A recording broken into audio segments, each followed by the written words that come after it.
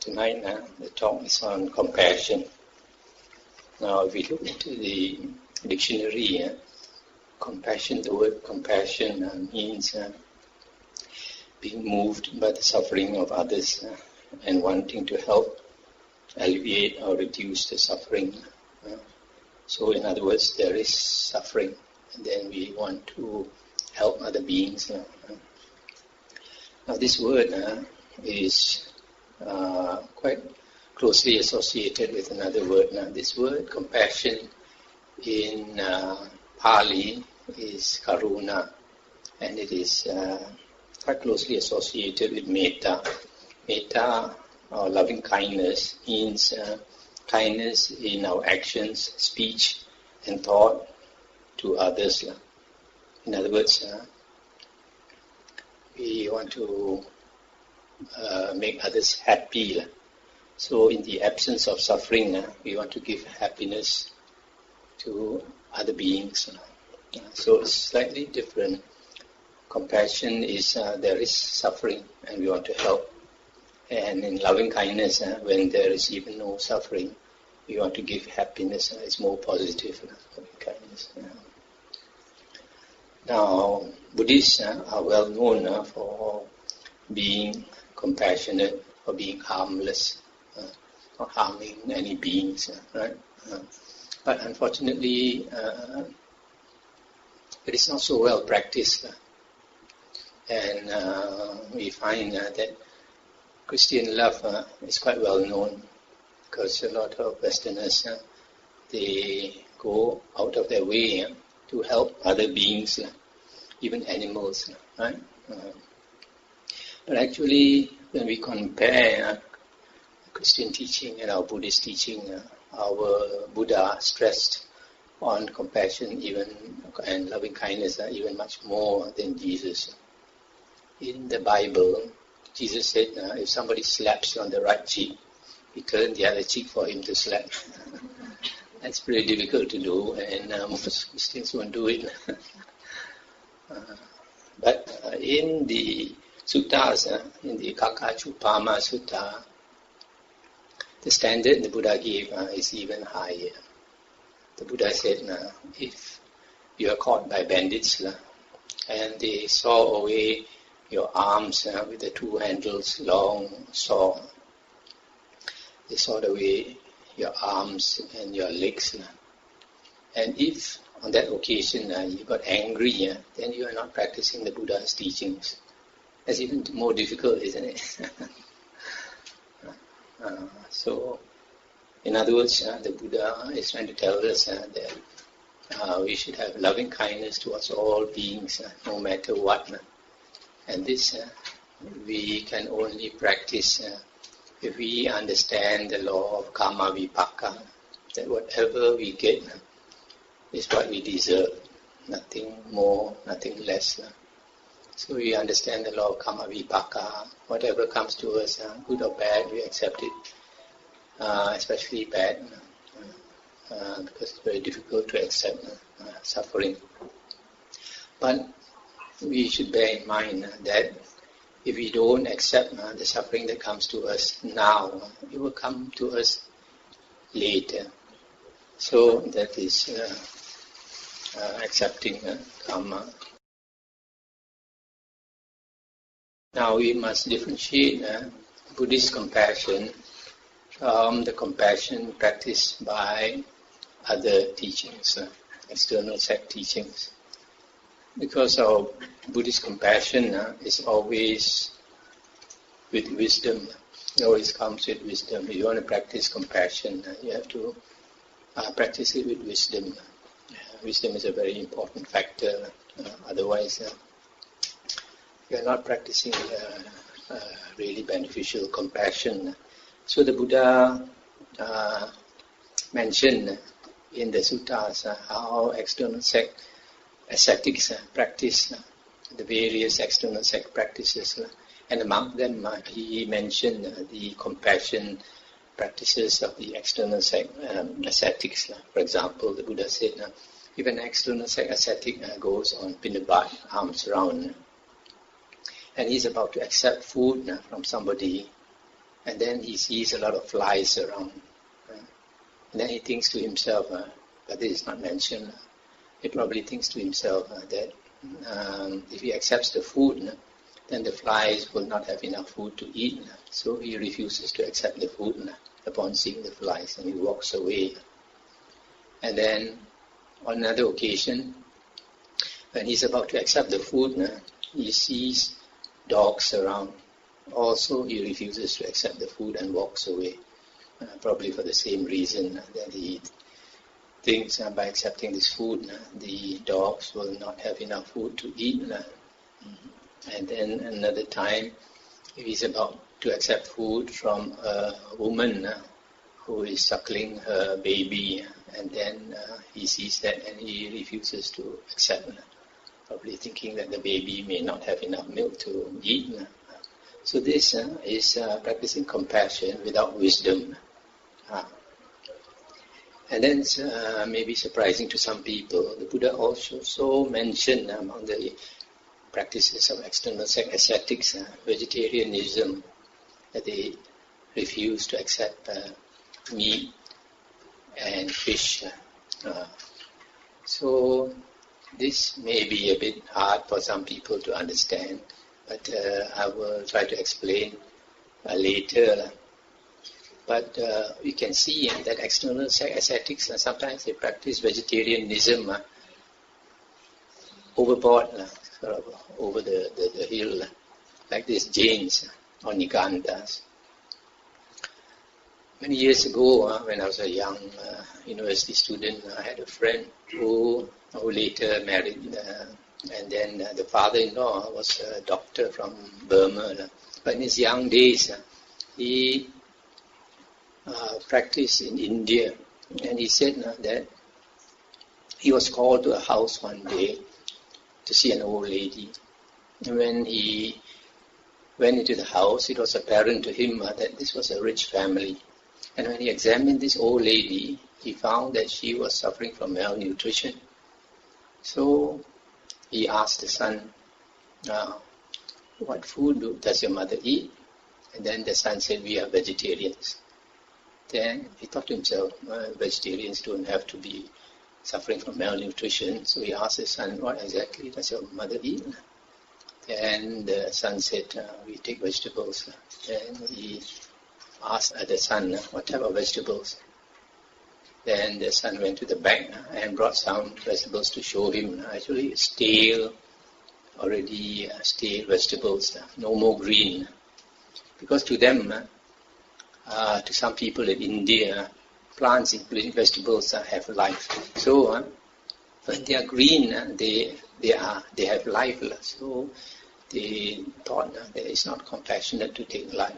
So green vegetables and fresh fruits we cannot eat. So they go to that stage where they suffer from malnutrition. So that is the Jains. So what is Buddhist compassion?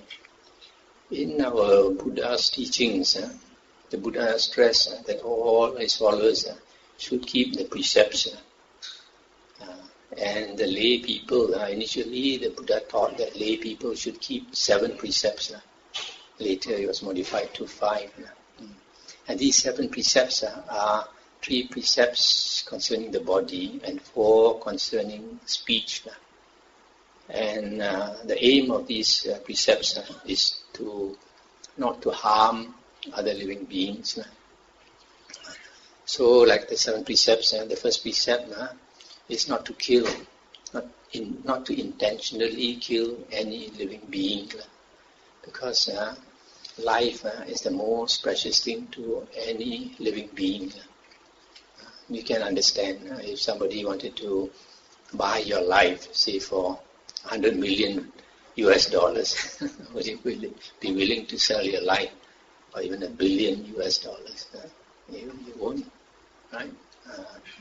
So if you take somebody's life, that person will not forgive you, especially human beings.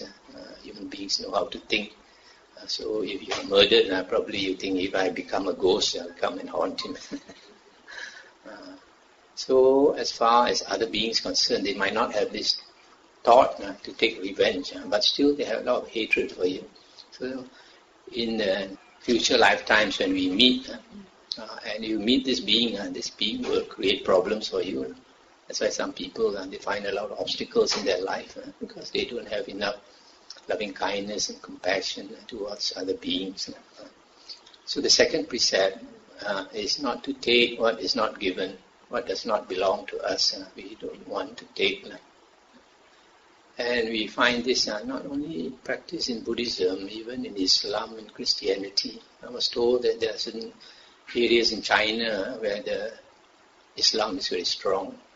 If you drop something on the ground, even money, it will not be stolen. It will be either taken up and pinned on the wall or on the tree or something. And the people there, they are quite secure and safe. They sleep with their doors unlocked, with their windows unlocked. So when people have precepts, then everybody is safe and secure. So this is the second precept. Now if we take what is not given to us, then the natural result of it is that in future people will also take your things, will steal your things. That's why some people, when they employ workers and maids, their things tend to get stolen. And now the third precept is not to commit adultery, sexual misconduct. If you do that, then you're likely to be reborn as an animal. And even as an animal, you probably get castrated. It was mentioned by an Arahant Bhikkhuni when she contemplated her past life and the Therigatha verses of the Arahants. So there is three bodily precepts, and then verbal precepts, not to lie, not to carry tales to cause disharmony. For example, you hear A talking of B, you don't go and tell B, last night A said such and such a thing, and then it caused A and B to quarrel. So we promote harmony, not disharmony. The third verbal precept is not to use coarse speech, rough speech, vulgar speech and all that. Because if you use that, people get angry with you. And then even if you try to teach, people will not accept. And the fourth precept is, fourth verbal precept is not to engage in idle gossip. So these 7 precepts were taught by the Buddha so that we do not harm other living beings. So that is the first thing about Buddhist compassion. And we find in the monk's precepts that the monk has so much more precepts to keep, 227 precepts. And some of them we may think are very minor. For example, not to dig the ground that has life. Because if we dig the ground, sometimes we cut the worm, cut all types of worms and insects and white ants, etc. in the ground. So we cause suffering to them. And also, but if there's no life in the ground, a monk can dig, for example, sand, stone, clay, soil without any life. And also like cutting plants and trees, not because they have life. Actually, originally the Buddha did not make this precept, and then some of the other people who belong to other religions, they got angry with Buddhist monks for doing that because they thought that plants have life.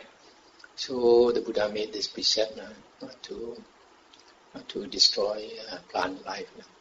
But then the Buddha also said that plant life is the abode for fairies, tree spirits. There are spirits that live in the trees. And they live in different parts of the trees. The Buddha said there are some that like to live in the leaves. There are some that like to live in the flowers. There are some that like to live in the branches. There are some that like to live on the bark of the tree. There are some that like to live in the heart of the tree, hardwood, and some like to live in the roots of the trees, and they kind of belong to different groups. So when the tree is small, it's most likely that the fairies are small. So when you destroy small trees, there's no consequence.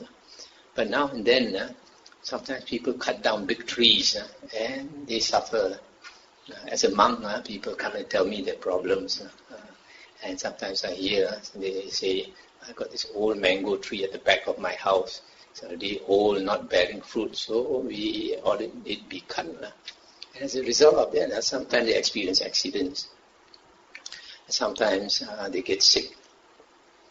And the worst case, I was told, was this lady who cut down that old mango tree and became mentally deranged. So you can see that there are a lot of spirits around us that we don't see with the human eye. But because the Buddha could see, then the Buddha said we should be careful. It's not that you cannot cut down the tree, but if you need to cut down the old mango tree, then you should pay respect to it and tell the spirit that stays in the tree that you intend to cut it down, say 3 days or 7 days time, and give it time to go and look for another tree to go and stay. For it to move house, even if you want to move house, also you have to look for a house, suitable house to stay. So if we give them that type of respect, then they are happy, at least. Give them a bit of face, so they are also like us. So then they don't harm you. So monks' precepts, we have much more precepts in order not to harm living beings. That's why monks are supposed to be very harmless. Actually, the code of conduct for monks is very high. Of course, for some monks, they don't study the suttas and don't study the Vinaya, and they don't understand. For example, the monk is not supposed to get angry also if somebody gets angry with you, and that's pretty hard to practice. But over the years, if a monk trains in the suttas and the Vinaya, then year by year he improves. That's why the Buddha calls the spiritual path a gradual training. When a monk disrobes, the Buddha says he forsakes the training. So that is concerning precepts. Then the second one is the Buddha said that we should practice metta. Metta means to be kind in our actions, in our speech, in our thoughts, and to all other beings. And to be kind to others, we also not only should be kind inside, but we should also be seen to be kind. In other words, our body language, our verbal language, people can sense, right? So, but then of course also we should use wisdom also, because if you are too kind, people climb over your head, right? So, like for example, the Buddha, he sometimes scolded these monks, those who did not practice according to the teachings, or who acted in foolish ways. The Buddha will call them foolish man, stupid man. So there's this story, sometimes we read in the Buddhist magazine about this Naga. Naga is a fierce serpent, snake spirit. So initially he used to be so fierce that he would kill human beings and all that. So one day the monk went up the hill and then he sort of taught him the Dhamma until he learned to practice the Dhamma. So he thought he wanted to practice loving kindness. So whenever people came, he did not harm all the human beings that passed by his hill. Because these Nagas, even these big snakes in the hills, they have their area.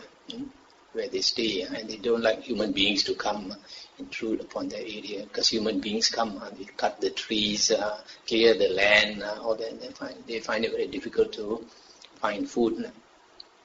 So when human beings came near him, he stopped killing them, fighting very fiercely. So the village boys came and found that he was changed. So they started to tease him, and they were surprised also he didn't kill them or belch out his smoke and all this.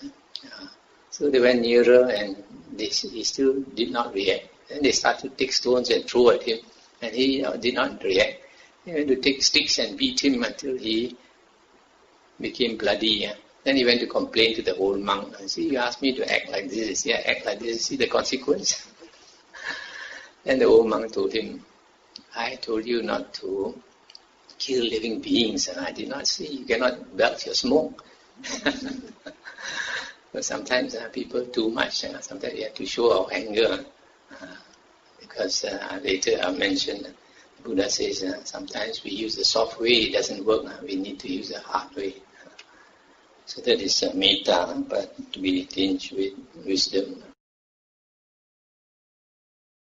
Third one is charity or dana, generosity. Helping others, basically, giving what other people need. Most of the time it's probably material things like food, money and all that, but not only this. But sometimes some people need kind words when they are suffering. You need to console them, so we speak some kind words to them. Sometimes some friend is sick, then we need to visit them to show our sympathy. Sometimes somebody has a loss, for example, the son or the daughter passed away, then we need to go and see them, console them, or take them out to forget, etc. And of giving, the highest gift, the Buddha says, is the giving of the Dhamma, because the Dhamma benefits us the most. Basically, every living being, the Buddha says, needs food to survive. This may sound strange to us. Even devas also, heavenly beings, also they need food. Even hell beings also need food. All beings, ghosts, all beings need food to survive. So, if somebody comes to you and he needs food, so you give that person food.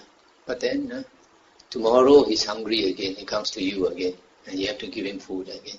And the day after, he comes to you, and you keep giving him food. Of course, if you can do it for the rest of your life, it's okay. But it's a bit bothersome, isn't it? So it's easier if you teach him a skill, how to use his hands to cari makan, earn a living. Right? So you teach him a skill, he is able to go and work and survive on his own. Then his life is easier for you, isn't it? But even if he has a skill to find a livelihood, that only helps him for this life. And if he does not realize that he is poor because of his karma, then he's walking the same path. And after he passes away, he'll again be suffering, right? But if we teach him the Dhamma, then the Dhamma is very practical. Teaches how to not only to find happiness in the next life, it also teaches how to find happiness here and now. That we have to work. Whatever we want, we have to work for it. Not go and buy Ampat Eko or pray to Dato Kong and all that. So if you teach him the Dhamma, he learns how to survive now and also to create merit so that in the future lifetimes he can also get what he needs. So that's why the Dhamma is the highest blessing, is the highest offering. And the Dhamma can help us to reduce our suffering and to eventually eliminate all suffering. So that's why the Dhamma is the highest gift. Now the fourth one is a monk's lifestyle. You know, the Buddha, before he was enlightened, he used to go to the forest and practice meditation and strive in the spiritual path, get out of samsara. And after the Buddha was enlightened, he still lived his life in the forest. He didn't come out to the big cities to be famous. He lived in the forest, although he did go here and there to preach the Dhamma. And in one of the suttas, the Buddha said, there are two reasons why he continues to live in the forest. One is he has a happy abiding, nobody to disturb his peace. He can do what he likes, meditate when he wants to meditate. You see, even when he wants to answer a call of nature, also nobody to stop him. He can do it easily. So the first one is a happy abiding. Second one, the Buddha says, out of compassion for future generations. This a lot of people don't understand. Why? Out of compassion for future generations, the Buddha lived in the forest.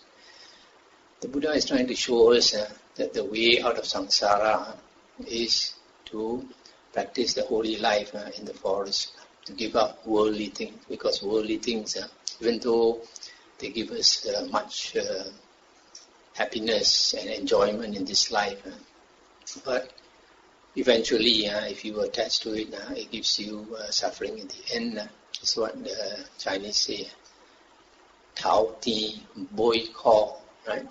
The beginning is sweet, the end is bitter.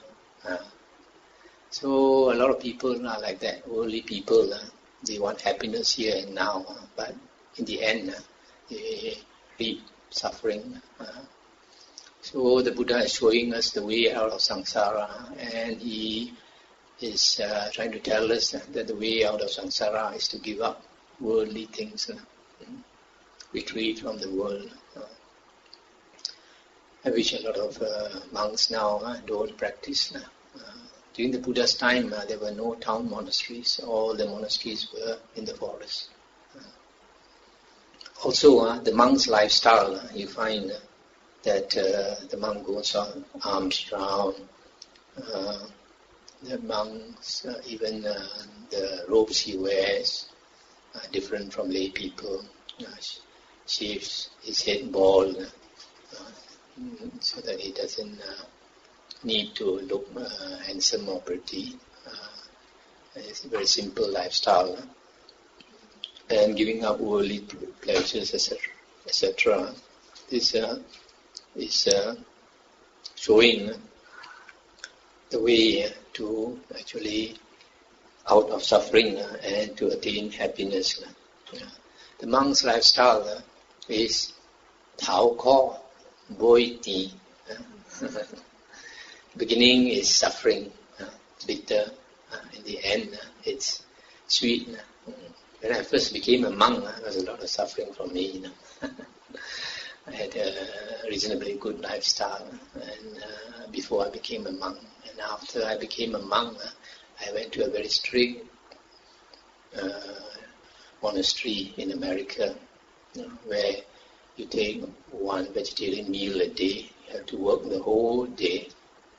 And in the morning when we start working, at 8 o'clock in the morning, it's on an empty stomach. No coffee to drink, no tea to drink, nothing, no bread to eat.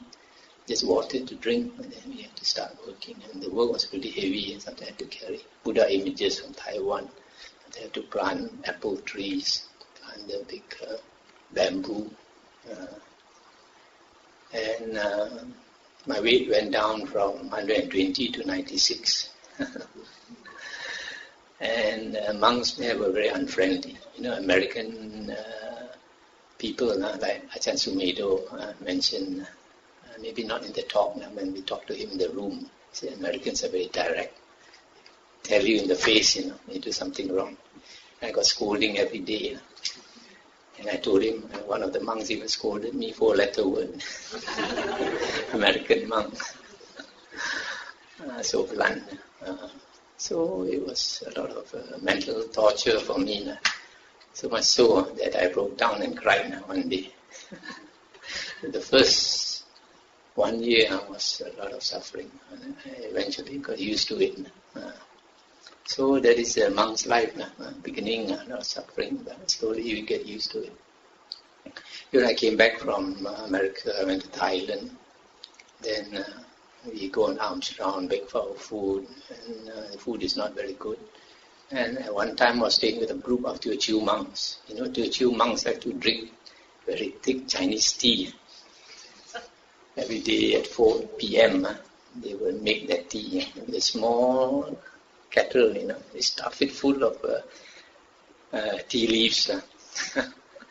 Don't drink with them, it's not so nice. So every day they call me to drink with them. But I was not born a Teochew, so I didn't have a Teochew stomach. After a while I got gastric. When I came back to Malaysia, this gastric also was bothering me, I was staying in the cave also. Then I tried to take cheese because in Thai tradition it's allowed. But I found cheese didn't suit me. It's too oily, too salty. So there was a time when there's a lot of dukkha. Eventually you get over it, as the Buddha said in the sutras. So now, year by year, you get more used to it. It's becoming sweeter and sweeter. This Pacheka Buddhas, a lot of people don't know that Buddhas, 99.9% of Buddhas are Pacheka Buddhas. 99.9% of Buddhas refuse to teach. Because if you try to teach, sometimes people don't understand, people don't accept the teaching, sometimes people talk bad about you. And Jesus Christ got crucified because he was trying to teach a new religion. Because his standard was higher than the previous teachings. The previous teachings was an eye for an eye, a tooth for a tooth. He said, no. So somebody slaps you, you offer him the other cheek to slap. So it was a sort of a revolution he was trying to create, but people could not accept him and crucified him on the cross. That's why 99.9% of Buddhas refuse to teach. But are they selfish? Are they not compassionate? Even though they don't teach, they are still compassionate. They show the way out of samsara. They still come on arms round to give the chance for people to get married, and also show other people the way out of samsara. So a monk's lifestyle is compassionate.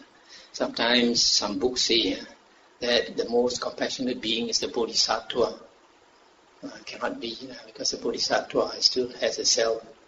Bodhisattva is not totally enlightened, but an arahant is totally enlightened. An arahant includes the Buddha. The word arahant comes from the word arahatta. Ara and hatta. Ara is the spokes of the wheel of samsara. Hatta is broken.